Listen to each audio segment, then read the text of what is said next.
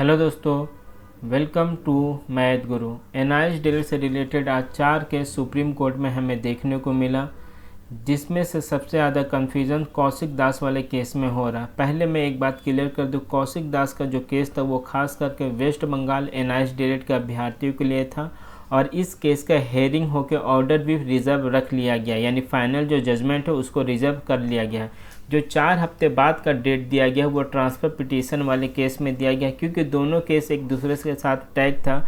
इसके वजह से कुछ अभ्यर्थियों को कन्फ्यूज़न हो रहा था। यहाँ स्पष्ट तौर पर लिखा गया है कि 4 हफ्ते बाद जो केस को सुनवाई होगा वो Adarsh Kumar Srivastava versus the state of Uttar Pradesh वाला केस का होगा, ना कि कौशिक दास वाला केस का। कौशिक दास वाला केस का यहाँ पे हेयर्ड एंड रिजर्व ऑर्डर, यानी पूरी तरीके से बातों को सुनने के बाद ऑर्डर को रिजर्व रख लिया गया है। अब सवाल ये उठता है कि क्या वेस्ट बंगाल में ऑनगोइंग भर्ती में एनआईएस डीएलएड को शामिल किया जाएगा या नहीं किया जाएगा। मैं स्पष्ट आपको बता दूं, आने वाले वैकेंसी में एनआईएस डीएलएड को किसी भी तरीका का कोई भी परेशानी नहीं है, लेकिन ऑनगोइंग भर्ती में मुझे जहां तक ऑर्डर देखने के बाद अभी भी थोड़ा बहुत जो है डाउट लग रहा है, क्योंकि लास्ट का हालांकि पहले वेस्ट बंगाल के एडवोकेट के द्वारा टेट को लेकर कुछ प्रॉब्लम क्रिएट करने का कोशिश किया गया, जिसको जस्टिस गवई सर ने सिरे से खारिज कर दिया। और वेस्ट बंगाल के एडवोकेट के द्वारा भी कई सारे ऐसा आर्गूमेंट किया गया कि वेस्ट बंगाल सरकार खुद टेट को जो है रेगुलर कराने में एप्रोप्रिएट नहीं है, यानी वो खुद कैपेबल नहीं है कि हर साल जो है टेट करा सके 2022 से पहले। उन्होंने इस बात का भी जानकारी दिया किस तरह से 2017 में फॉर्म फिलअप किया गया, 2019 या 20 में रिजल्ट आउट हुआ, फिर 2022 में रिक्रूटमेंट आया, यानी राज्य सरकार हर साल टेट खुद कराने में पूरी तरीक़ा से कैपेबल नहीं है।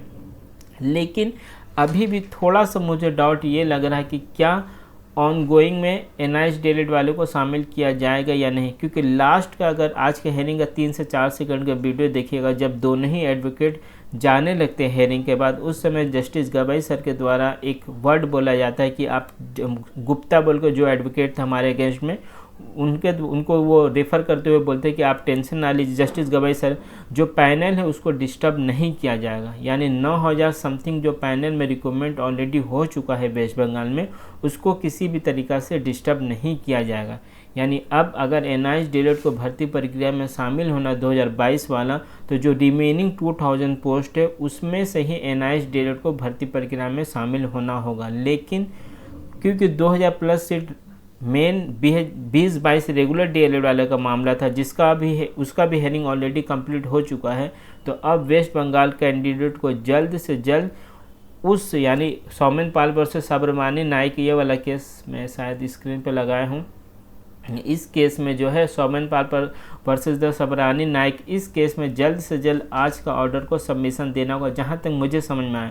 क्योंकि जब जस्टिस गवई ने पहले ही बोल दिया कि वो पैनल को डिस्टर्ब नहीं करेंगे, तो जाहिर सा बात है जो रिमेनिंग वैकेंसी है उसमें ही जो है एनआईएस डीएलएड को शामिल होना होगा, अगर ऑनगोइंग में शामिल होना है तो। लेकिन 2000 जो प्लस सीट रिजर्व रखा गया है वो अल्टीमेटली रखा गया 2020-22 के कैंडिडेट के लिए, ना कि एनआईएस डीएलएड के लिए।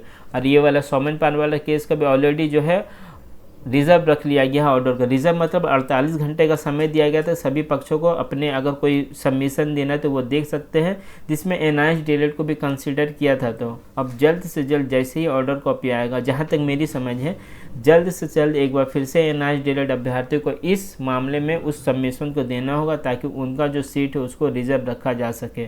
क्योंकि गवई सर ने क्लियर कर दिया है लास्ट के 2-3 सेकंड में कि वो पैनल को डिस्टर्ब नहीं करेंगे। तो बात होगा ये वेस्ट बंगाल एनआईएस डीएलएड का 2022 वाले रिक्रूटमेंट के लिए। आने वाले वैकेंसी में एनआईएस डीएलएड को किसी भी तरीका को कोई परेशानी नहीं होगा, ये पूरा उम्मीद किया जा रहा है। इसके बाद विश्वनाथ वर्सेस उत्तराखंड वाले केस में स्पष्ट तौर पर जस्टिस गवई सर के द्वारा यह ऑर्डर दे दिया गया है कि एनआईएस डीएलएड को भर्ती प्रक्रिया में किसी भी कीमत पे उत्तराखंड सरकार को शामिल कर नहीं होगा। तो ये अच्छी खबर है। उत्तराखंड में किसी भी तरीका का इफ़ और बेट या क्वेश्चन मार्क नहीं है। अब राज्य सरकार को एनआईएस डीएलएड के अभ्यर्थियों को भर्ती प्रक्रिया में शामिल करना होगा। ये ऑर्डर आज जस्टिस गवई सर ने दे दिया। इसके अलावा एक और केस था बीपीएससी टीआरई 3.0 को लेकर। उस केस, हालांकि वो केस दूसरे बेंच में लगा हुआ था, एक बार फिर से उस केस को जो है डायरेक्टली या इनडायरेक्टली जस्टिस गवई सर के बेंच में ट्रांसफ़र कर दिया गया है। अब देखते हैं बीपीएससी टीआरई 3.0 को लेकर क्या ऑर्डर आता है सुप्रीम कोर्ट का। हालांकि जिस तरह से सभी मामले में एनआईएस डीएलएड के पक्ष में ही जजमेंट जाता हुआ दिख रहा। तो उम्मीद है सरकार खुद से ही बीपीएससी टीआरई 3.0 में एनआईएस डीएलएड को शामिल कर लेंगी।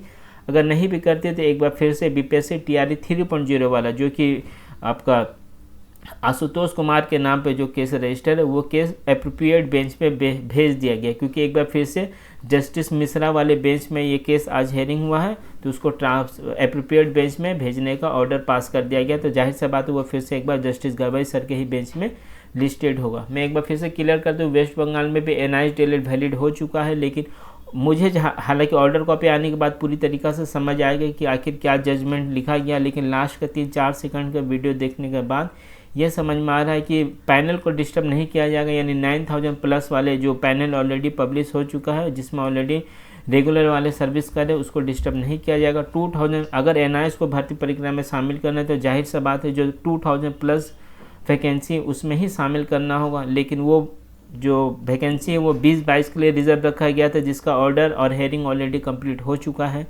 तो जल्द से जल्द इस जजमेंट को उसमें लगाना होगा, ताकि आपका सौमेन पाने वाला जजमेंट आने से पहले जो है एनआईएस को अपना मजबूती इस केस में दिया जाए और अपने जो कैंडिडेटशिप है उसको शामिल करने का मौका मिले। बाकी देर रात तक अगर कोई अपडेट आएगा तो मैं आप लोगों को देने का कोशिश करूँगा। चैनल पर नए हैं तो चैनल के साथ बने रहें। Thank you.